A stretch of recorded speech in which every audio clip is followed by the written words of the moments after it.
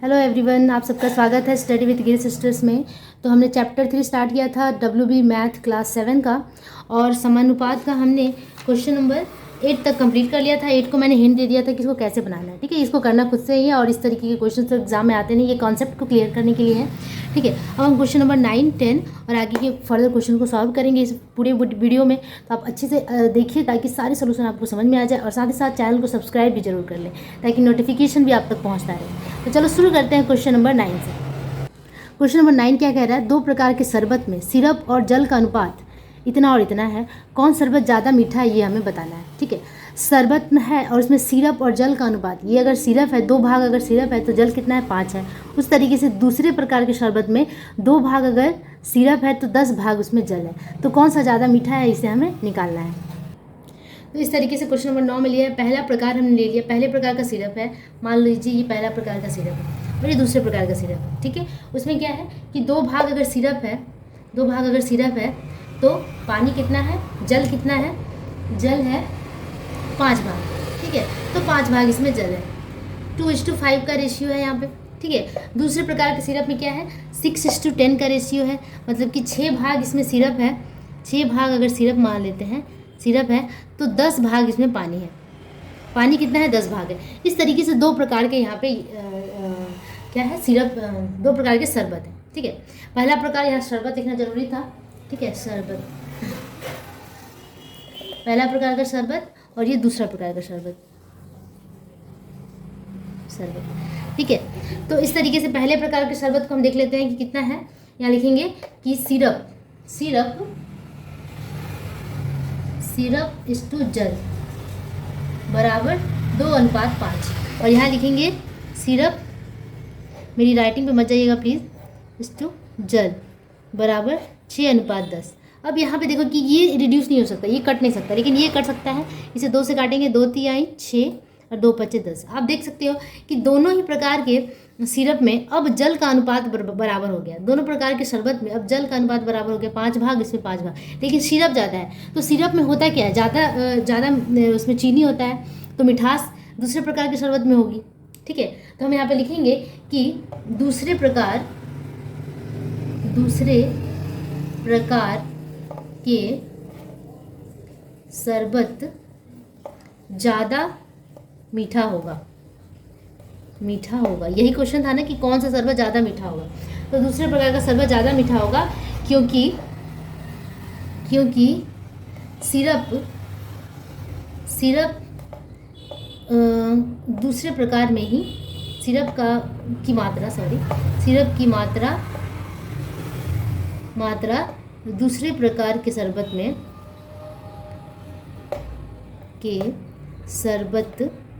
में अधिक है।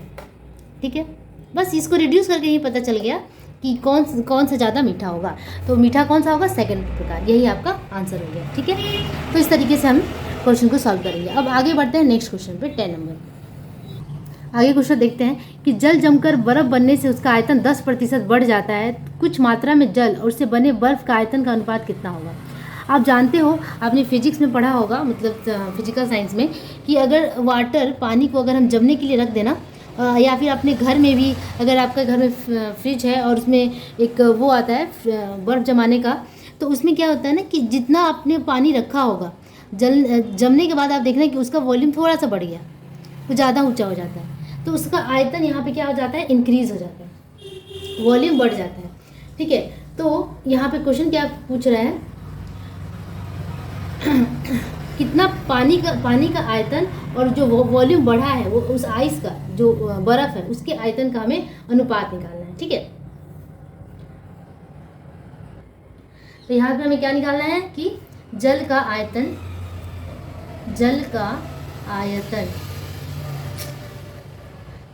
आयतन इस टू, या फिर ऐसे नहीं लिखते हैं, जल का आयतन और क्या है, बने बर्फ का आयतन, जल से बने बर्फ, मतलब बर्फ का आयतन ही लिखते हैं, जल से ही बर्फ बनता है, बर्फ का आयतन का अनुपात बराबर ठीक है। अब यहाँ पे जल का आयतन कितना है, कितना दिया हुआ, 10% बढ़ जाता है। जल जमकर जब बर्फ बनता है तो उसका आयतन में 10% की बढ़ोतरी हो जाती है। इसका मतलब मान लेते हैं कि जल हमारा 100 है, यहाँ पे लिख देना माना, ठीक है। अनुपात बर्फ का आयतन 10% बढ़ गया, तो बढ़ने का मतलब है 100 + 10, ठीक है ना, 100 + 10।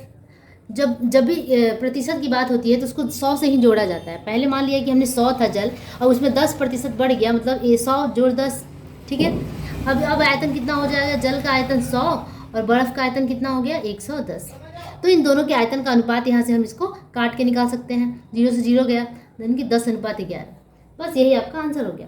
बस ये बहुत ही छोटा क्वेश्चन था कि जल का आयतन और बर्फ़ के आयतन का अनुपात कितना होगा, क्यों, जबकि जल को बर्फ़ बनाने समय 10% उसका आयतन बढ़ जाता है तब। तो हमने मान लिया कि माना कि आयतन 100 है, तो अब बर्फ़ का आयतन 100 + 10 110 हो जाएगा, ठीक है। अब आगे बढ़ते हैं अगले क्वेश्चन पे। 12 नंबर क्वेश्चन देखते, 11 नंबर। मेरी उम्र अगर 12 वर्ष और मेरे पिताजी की उम्र 42 वर्ष है तो दोनों की उम्र का अनुपात कितना होगा। बहुत ईजी क्वेश्चन है। अगर मेरी उम्र कितनी है, मेरी उम्र बराबर 12 वर्ष, पिताजी की उम्र, पिताजी क्या कर रही हूँ मैं, सॉरी, पिताजी की उम्र बराबर, हिंदी लिखे हुए बहुत दिन हो गया इसलिए ये प्रॉब्लम्स हो रही हैं। पिताजी की उम्र 42 वर्ष है, ठीक है। तो दोनों की उम्र का अनुपात कितना होगा, इसलिए तो अनुपात बराबर, अनुपात निकालना बहुत ही आसान है। मेरी उम्र और पिताजी की उम्र 12:42, मतलब जिसकी उम्र का बात पहले किया जाए उसको पहले लिखना है और जिसकी उम्र की बात बाद में की गई है तो उसको बाद में लिखना है। अनुपात को बनाने का यही तरीका है। बस अनुपात का मतलब क्या है, इसको काटना है, जैसे हम लोग भाग लगाते हैं ना, ऐसे उसी तरीके से इसको काटना है। अब 12 का पारा में 42 आता है क्या, 12 के पारा में 42 नहीं आएगा, तो इसको हम 6 से काट लेते हैं। 6 के पारा में दोनों आता है ना, 6 दूना 12 और 6 7 42, 6 2 12 और 6 7 42। तो ये क्या आ गया, 2:7, 2:7 आ गया। तो यही अनुपात हो गया और यही हमारा आंसर, ठीक है। अगले क्वेश्चन पे बढ़ते हैं, क्वेश्चन नंबर 12, ठीक है। 12 नंबर क्वेश्चन क्या कहता है, प्रीतम की कहानी की पुस्तकों एवं स्कूल वाली पुस्तकों की संख्या का अनुपात 2:5 है। तो प्रीतम के पास कहानी की पुस्तकों की संख्या यदि 4 है तो स्कूल वाली पुस्तकों की संख्या कितनी होगी। बहुत ही आसान क्वेश्चन है, देखते हैं इसे कैसे बनाना है। ओके, पहले ये देखते हैं कि प्रीतम की कहानी की पुस्तकों एवं स्कूल वाली पुस्तकों का अनुपात जो दिया है उसे हम साफ साफ लिख देंगे कि प्रीतम की पुस्तकें अनुपात स्कूल की पुस्तकें, है ना, स्कूल की पुस्तकें बराबर कितना अनुपात दिया हुआ है, 2:5 है, ठीक है, इतना दिया हुआ है। अब हमें पता नहीं है, अब यहाँ और एक क्या चीज़ दिया हुआ है कि प्रीतम के पास जो कहानी की पुस्तकें हैं उसकी संख्या 4 है, ठीक है, दिया गया है जो भी है।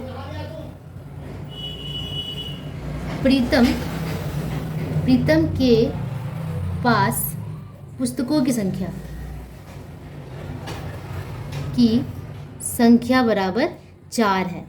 अब प्रीतम के पास तो 4 है, लेकिन स्कूल के पास तब कितनी होगी, अनुपात भी हमारे पास है।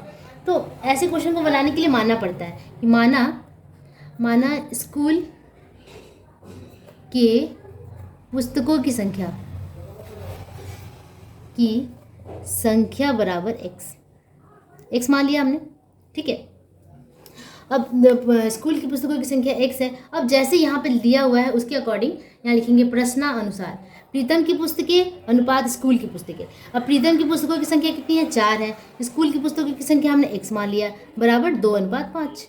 बस उसको दोनों को इक्वल कर देना है मान बैठाने के बाद, बस। और अनुपात का मतलब होता है बटा, 4/x और यहाँ हो गया 2/5। क्रॉस मल्टीप्लाई करेंगे, लेकिन पहले x वाले को पहले करेंगे, x गुना 2 2x और 4 गुना 5 बराबर x बराबर 4 गुना 5/2। क्रॉस मल्टीप्लाई होता है इससे इसके साथ और इससे इसके साथ, तो ये हो गया काट के 5 दूना 10। मतलब कि स्कूल की पुस्तकों की संख्या कितनी आ गई, स्कूल के पुस्तकों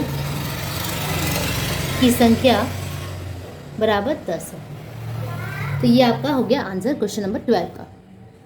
फटाक से आगे बढ़ते हैं अगले क्वेश्चन पे, 13 नंबर क्वेश्चन। इसमें क्या है, माला बनाने के लिए जवा और गेंदा फूल कुल मिलाकर 105 है। गेंदा और जवा के फूलों की संख्या का अनुपात 3:4 है।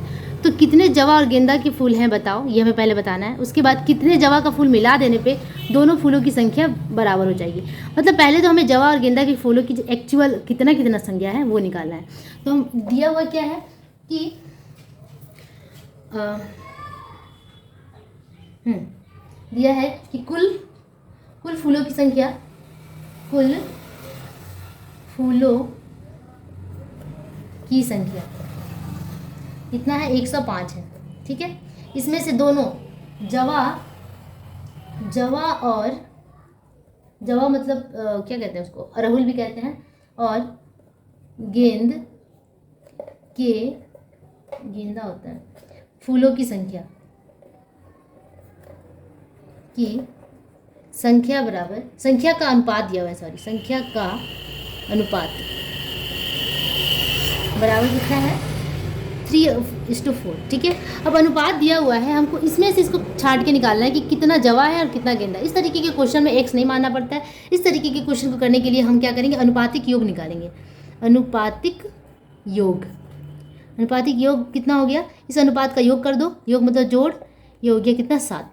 अब इसमें से जवा के फूलों की संख्या कितनी हो जाएगी, जवा के फूलों की संख्या बराबर 3/7। देखो इसमें अगर 3 भाग जवा है तो 4 भाग गेंदा है, तो अगर इसका हम भाग के हिसाब से निकालें तो ये 3/7वां भाग है पूरे का, 3/7वां भाग है पूरे फूलों का। तो टोटल फूलों की संख्या कितनी है, 105 है। तो 3/7वां भाग हम इसका निकाल लेते हैं, इसको काटते हैं 7 से। ठीक है, इसको काटते हैं तो ये आ जाएगा कितना, 15। 15 में 3 से गुणा करेंगे तो 15 × 3 = 45। जवा की फूलों की संख्या हो गया 15 × 3 = 15 × 3 = 45। उसी तरीके से हम निकालेंगे गेंदा के फूलों की संख्या बराबर, इसका भाग कितना है, 4 में 4 का 7वां भाग है। 4 नहीं होता है माँ। तो हमने यहाँ पे क्या निकाल लिया, जवा की फूलों की संख्या 45 है और गेंदा की फूलों की संख्या है 60। आगे क्वेश्चन में क्या कह रहा है, आगे क्वेश्चन में कह रहा है कितने जवा के फूल मिला देने से दोनों फूलों की संख्या समान हो जाएगी। देखिए कि जवा की फूलों की संख्या कम है, इसमें मैं कितना मिला दूं कि ये भी 60 हो जाएगा। इसका मतलब ऐसे देख सकते हैं कि अगर हम 60 में से 45 को माइनस कर दें तो ये कितना हो जाता है, 15। अगर इतना फूल हम लिखेंगे कि यदि जवा के 15 फूलों को मिला दिया जाए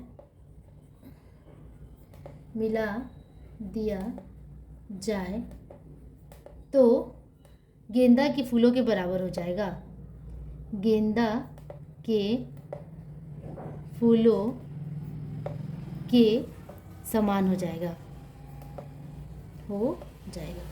ठीक है, इसका मतलब कि 15 फूल अगर हम इसमें ऐड कर दें तो ये भी 60 हो जाएगा। ठीक है, तो दोनों का फूल कब समान हो रहा है, जब हम 15 इसमें ऐड कर दे रहे हैं तो जवा के फूलों में। तो यही आपका क्वेश्चन है। पहला आंसर आपका 45, दूसरा आंसर 60 और तीसरा हो गया 15। तो इसी तरीके से हमने क्या किया, क्वेश्चन नंबर 13 भी कंप्लीट कर लिया। ठीक है, और इसके बाद 40 नंबर इस तरीके से, ये जो क्वेश्चन है ये इस तरीके का क्वेश्चन आता नहीं एग्जाम में, तो मैं इसको स्किप करती हूँ। नेक्स्ट क्लास में हम लोग नेक्स्ट चैप्टर की तरफ बढ़ेंगे, जो कि चैप्टर 4 है, पूर्ण संख्याओं का जोड़, घटाव और गुणा भाग। तब तक के लिए आप इतना ही प्रैक्टिस करते रहिए और देखते रहिए study with Giri sisters. Bye bye.